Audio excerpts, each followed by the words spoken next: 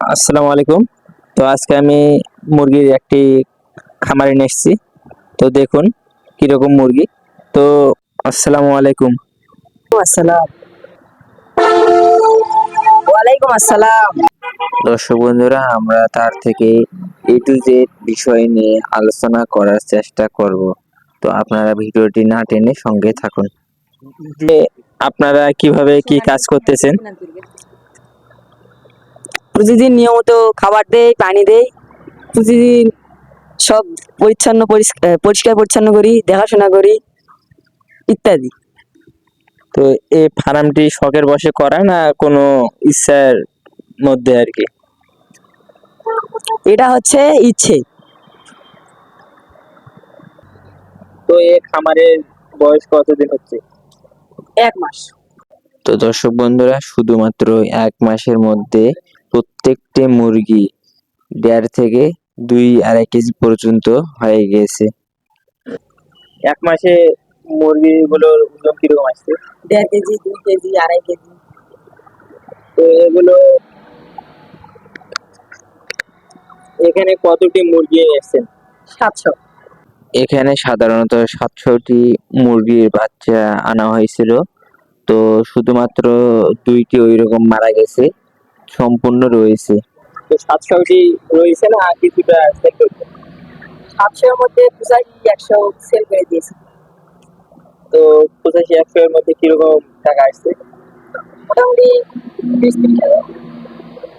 তো এখানে মুরগির মুরগি নিয়ে আসতে কতটুকু খরচ হয়েছে? মুরগি 50। বাচ্চা নিয়ে আসতে জানা নাই হয়তো। থাক। তো মুরগিগুলো দৈনিক মানে বাড়তেছে কিরকম? 100 গ্রাম। এগুলো আর কিরকম বড় হলে সেল করবে? এগুলা মোটামুটি আর শনিবারের দিকে সেল করে দিই। সবগুলাই না কিছুটা? সবগুলোই দিই। আজকে কিছু দেওয়ার কথা ছিল, দেই। তো খাবার কিরকম টাকার গেছে? খাবার মোটামুটি 1.5 লাখ টাকা গেছে। আশা করতেছেন কিরকম টাকা আসবে? আশা করতেছি লাভ হবে মোটামুটি অনেক। ইনশাল্লাহ লাভ হোক, তো দোয়া করি। তো খামারটা দেখুন আপনারা কিরকম। আমরা রাতের দিকে চলে আসছি, সাধারণত দিনের বেলায় কাজের চাপে আসতে পারিনি। তো দেখুন খাবার, এখানে খাবার প্রতিদিন কিরকম দেন? 2 থেকে 3 বস্তা। প্রতিদিনে 2 থেকে 3 বস্তা খাবার লাগে। ইয়েস।